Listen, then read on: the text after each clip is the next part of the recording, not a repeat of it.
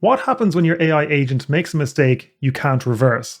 The agent could call a tool, and by then you may already be past the point of no return, where it could send an email, perform a transaction, and much more. Agents are often able to catch these types of errors, but usually at the wrong time, right after they've happened. And here we come to the state recovery problem, where reversing that state could be complex, expensive, or even impossible.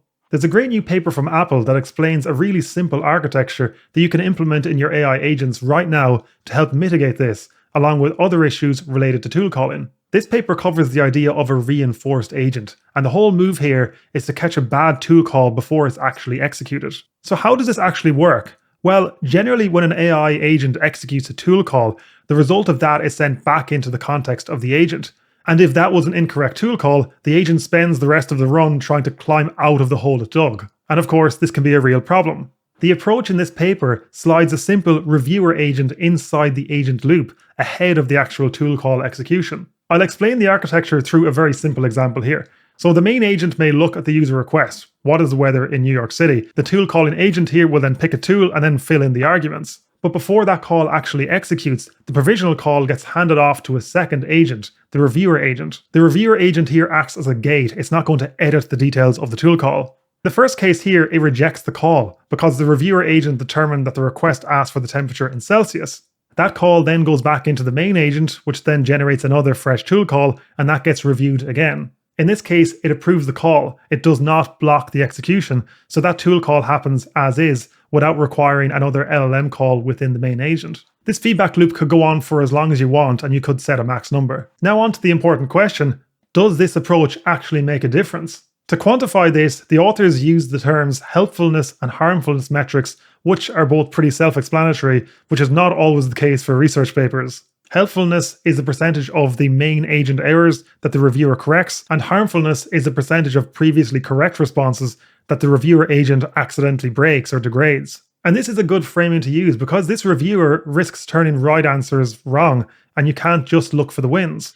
Using these metrics, they found that reasoning models outperform standard language models as reviewers, achieving a 3-to-1 benefit to risk ratio. So the reviewer corrects roughly 3 errors for every 1 correct response it breaks when using a reasoning model. That drops a bit when using a standard model, and they also noted that through further prompt optimization, it can add a further point or 2 on top of that. But there's one really important thing to know about these numbers, and it's that every result in this paper uses GPT-4o as the base agent. That's a non-reasoning model, and it's the model they use for the main agent in every single experiment they ran with. That does not affect the architecture, but no doubt it skews the numbers a bit. The authors do flag this in their limitations section here, but it is a little bit understated, and they never put a reasoning model within the main agent itself. And that really matters because the helpfulness number and the 3-to-1 ratio are all measured against the intelligence and behavior of a non-reasoning model, i.e. GPT-4o. And a stronger primary agent would likely make fewer of exactly the kind of mistakes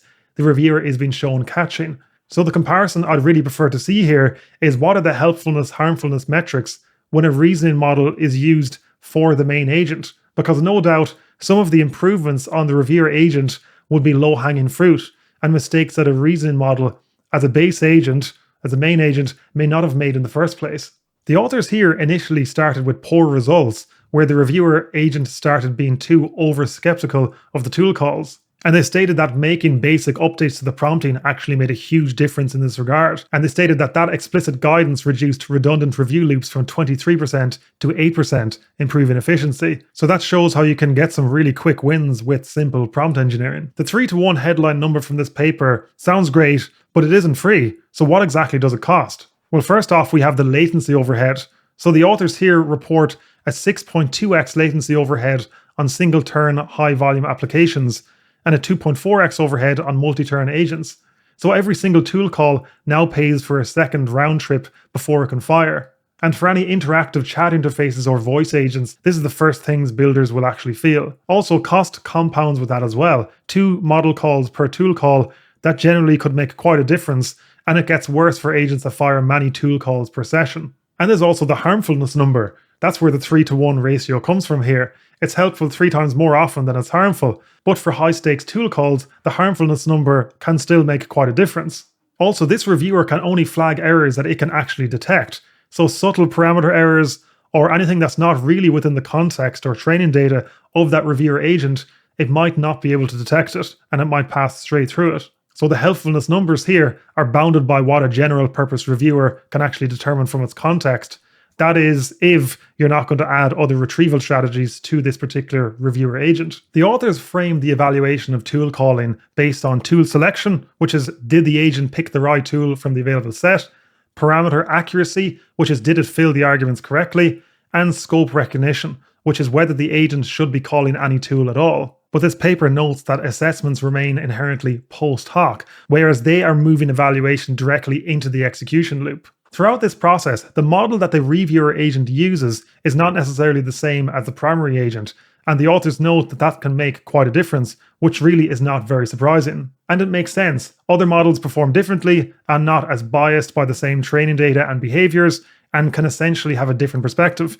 So using different models can be a good idea for these types of adversarial reviewer agents. Reasoning models, which is O3 Mini in this setup, and then later GPT-5, outperform standard chat models at this specific job, which again is absolutely no surprise.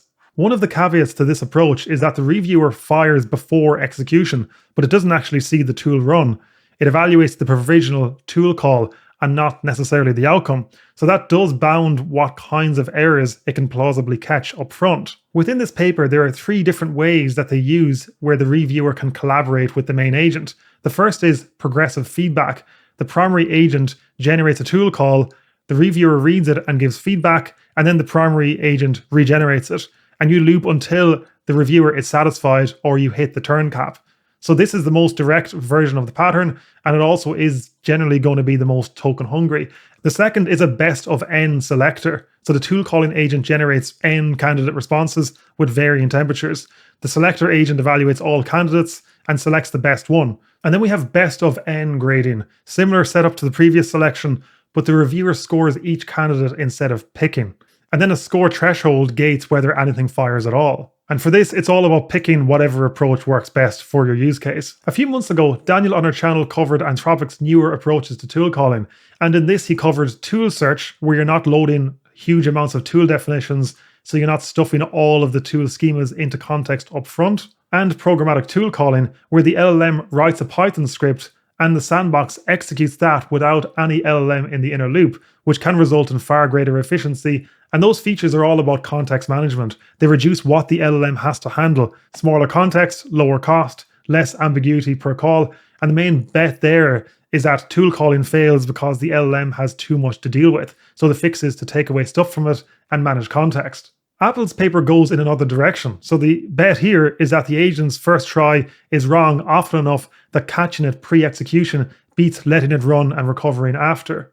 The important thing to note is that these are not competing patterns. You can use all of these together. A real system could defer tool loading, they could batch calls into a sandbox Python script, and you could have a reviewer inspect the calls before they're actually fired to start with. So where does this kind of pattern actually fit? Well, if you want simple approaches to try to improve your tool calling, then this is a great potential solution. Alternatively, you can also use techniques like fine-tuning models, but they can be incredibly time-consuming and costly, not just on the actual training run side themselves, but also in the time it takes to gather correct data, evaluate the results, and ensure that the fine-tuned model itself is actually resulting in a net positive result, and not introducing other issues such as overfitting. Reviewer gating needs no additional training data, no additional training cycle, so it's one of the very few inference time levers that you can introduce very quickly into the process. This kind of approach would also lend itself very well to the scenarios at the very start of this video, such as sending emails or executing payments, deleting files,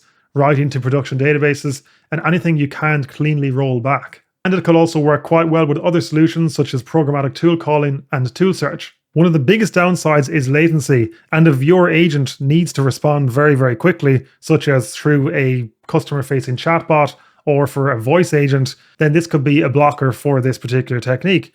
For high-volume background agents, the reviewer cost here could really start to stack up as you're adding all of these extra LLM calls. Then also there are definite limitations for how you could use this for sandbox code execution within tool calls, and when the base model is already strong for the task.